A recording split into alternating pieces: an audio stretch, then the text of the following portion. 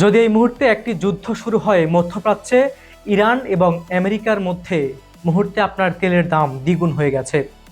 Suez খাল বন্ধ, বিশ্বের সমুদ্র পথে তেলের ট্যাঙ্কার আটকে গেছে। এশিয়া থেকে ইউরোপ সব দেশে আমদানি রপ্তানি থমকে গেছে।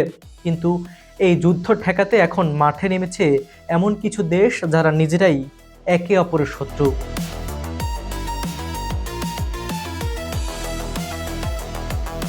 সৌদি আরব, তুরস্ক, কাতার, মিশর, এরা সবাই একজোট হয়েছে শুধু একটাই উদ্দেশ্যে। সেটি হচ্ছে এই যুদ্ধ যেন না হয়। কিন্তু কেন? তারা কি শান্তির জন্য, নাকি তাদের নিজের স্বার্থ রক্ষার জন্য? খবর সংযোগের বিশ্লেষণমূলক অনুষ্ঠানের আজকের ভিডিওতে আমরা এই পুরো হিসাবটা বুঝবো একটু একটু করে। চলুন শুরু করি। যুদ্ধ থামাতে মাঠে নামলো মধ্যপ্রাচ্য।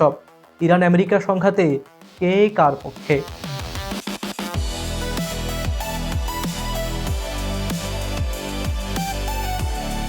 2026 সালের ফেব্রুয়ারি সুইজারল্যান্ডের জেনেভায় বসেছে ইরান এবং আমেরিকার প্রতিনিধিরা। কথা হচ্ছে, আলোচনা চলছে। কিন্তু এই আলোচনা এমনি এমনি হয়নি। এর পেছনে আছে কয়েক সপ্তাহের নিরলস কূটনৈতিক দৌড়ঝাঁপ, যেটা করেছে মধ্যপ্রাচ্যের আঞ্চলিক শক্তিগুলো। ওমান, তুরস্ক, কাতার, সৌদি আরব, মিশর, এই দেশগুলো নিজেদের সম্পর্ক ব্যবহার করেছে ওয়াশিংটন ও তেহরানের সাথে সেতু করতে। এখন প্রশ্ন হলো, এরা কেন এত পরিশ্রম করছে? এরা কি সত্যি শান্তি চায়, নাকি এর পেছনে আছে ঠান্ডা মাথার স্বার্থের হিসাব? উত্তর হলো দুটোই, কিন্তু স্বার্থের ভাগটাই বেশি। বিশেষজ্ঞরা বলছেন এই দেশগুলো এতটাই উপলব্ধি যে একটি নিয়ন্ত্রিত সংকট সামলানো যায়, কিন্তু একটি পূর্ণ যুদ্ধ এটি কেউ সামলাতে পারবে না। এবার সেই হিসাবটা এক এক করে দেখি। শুরু করি ওমান দিয়ে, কারণ এই পুরো নাটকে ওমান সবচেয়ে সরব ভূমিকা পালন করছে। ওমান হলো সেই বিরল দেশ যাদের সাথে একসাথে ইরান এবং আমেরিকা দুই পক্ষেরই ভালো সম্পর্ক আছে। মাঝখানে এই আলোচনাগুলো হচ্ছে। ওমান বলছে পারস্য উপসাগরের নিরাপত্তা এবং সমুদ্রপথ রক্ষায় কূটনীতি একমাত্র পথ। কিন্তু ওমানের স্বার্থ কোথায়? খুব সহজ। ওমানের অর্থনীতি নির্ভর করে সমুদ্র বাণিজ্যে। হরমুজ প্রণালী, যেটা দিয়ে বিশ্বের প্রায় 20% তেল চলাচল করে, সেটা ওমানের উপকূলেই। যুদ্ধ হলে এই পথ বন্ধ হবে, তাদের অর্থনীতি ডুবে যাবে। তাই তারা যুদ্ধ চায় না। এটি শান্তির আবেগ না, এটি বেঁচে থাকার প্রয়োজনীয়তা। কাতারের অবস্থান একটু বিশেষ, কারণ এই দেশের মাটিতে আছে আল উদেইদ এয়ারবেস, মধ্যপ্রাচ্যে আমেরিকার সবচেয়ে বড় সামরিক ঘাঁটি। একদিকে আমেরিকার সেনা তাদের দেশে, আর অন্যদিকে ইরানের সাথেও কাজ চলে। এই অবস্থায় কাতারের কি হয় যুদ্ধ বাঁধলে? কাতারি কর্মকর্তারা স্পষ্ট বলেছেন, যুদ্ধ হলে পরিণতি হবে বিধ্বংসী। কিন্তু কেন? কারণ কাতারের গ্যাস রপ্তানি। দেশটির অর্থনীতির মূল ভিত্তি হলো তরল প্রাকৃতিক গ্যাস বা এলএনজি রপ্তানি। যুদ্ধ হলে পারস্য উপসাগরের শিপিং রুট বন্ধ হবে, গ্যাস রপ্তানি আটকাবে, কাতারের বিলিয়ন ডলারের রাজস্ব শেষ। তাই দোহা থেকে দুই পক্ষকেই বার্তা দেওয়া হচ্ছে, আলোচনার টেবিলে বসো। এবার আসি সবচেয়ে চমকপ্রদ বিষয়, অর্থাৎ সৌদি আরব। সৌদি আরব এবং ইরান, এই দুই দেশ মিলে দশকের পর দশক ধরে একে অপরের শত্রু। ইয়েমেনে প্রক্সি যুদ্ধ, ধর্মীয় বিভাজন, আঞ্চলিক আধিপত্যের লড়াই, সব মিলিয়ে এরা ছিল চরম বিরোধী। কিন্তু এখন ক্রাউন প্রিন্স মোহাম্মদ বিন সালমান দুই পক্ষকেই বলছেন, উত্তেজনা বাড়ানো যাবে না। কেন এই পরিবর্তন? 2019 সালের কথা মনে করুন। ইরানের ড্রোন এবং ক্ষেপণাস্ত্র হামলায় আরামকোর তেল স্থাপনা উড়িয়ে দেওয়া হয়েছিল। এক রাতে সৌদির তেল উৎপাদন অর্ধেক কমে গিয়েছিল। সেই ক্ষত এখনও আছে। যুদ্ধ হলে এই ধরনের হামলা আরও বড় হবে।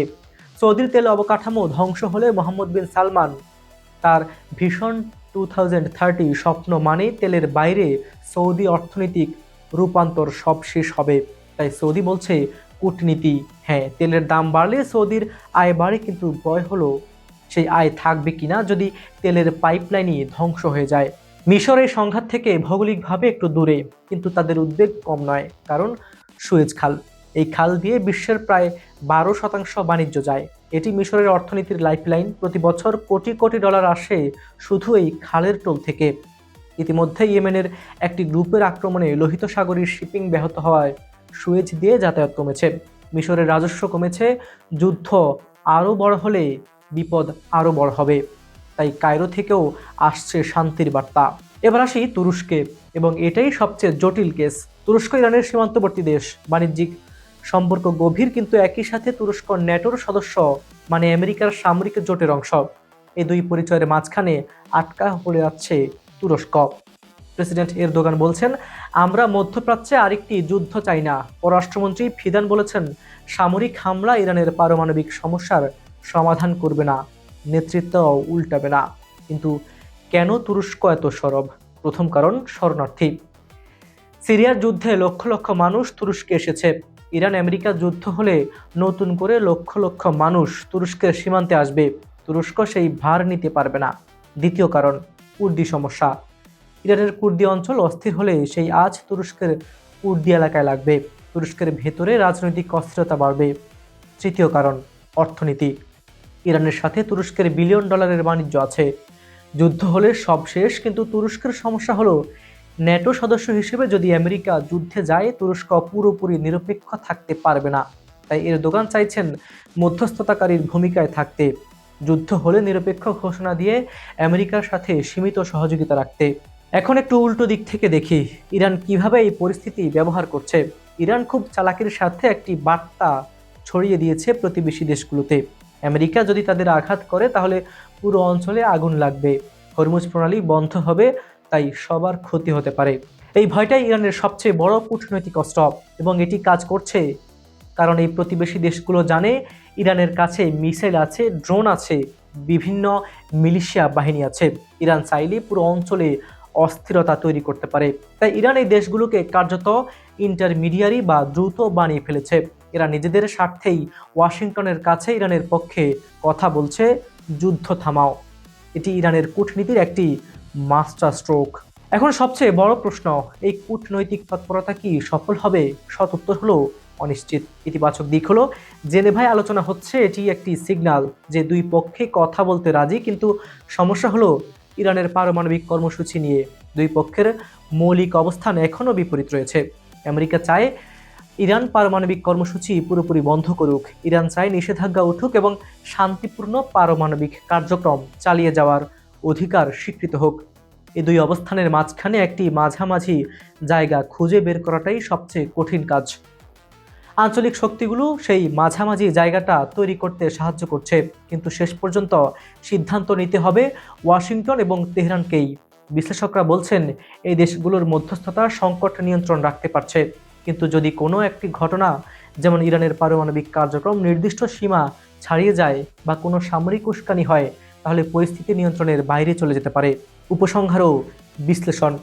তাহলে কি দাঁড়ালো? মধ্যপ্রাচ্যের দেশগুলো ইরান আমেরিকা যুদ্ধ ঠেকাতে যে কূটনৈতিক তৎপরতা চালাচ্ছে, সেটি কোনো মানবিক সংবেদনশীলতা থেকে না। এটি হলো ঠান্ডা মাথার স্বার্থের রাজনীতি। সৌদি আরব ভয় পাচ্ছে আর তেল অবকাঠামো ধ্বংসের, কাতার ভয় পাচ্ছে গ্যাস রপ্তানি বন্ধের, মিশর ভয় পাচ্ছে সুয়েজ খালের ক্ষতির, তুরস্ক ভয় পাচ্ছে শরণার্থী ঢালের, ওমান ভয় পাচ্ছে সমুদ্রপথ বন্ধের। এই ভয়গুলো তাদেরকে একটি অস্বাভাবিক জোটে একত্রিত করেছে, আর ইরান এই ভয়গুলোকেই তার কূটনৈতিক অস্ত্র হিসেবে ব্যবহার করছে। ভূ রাজনীতিতে কোনো বন্ধু বা শত্রু চিরস্থায়ী না, শুধু স্বার্থ চিরস্থায়ী।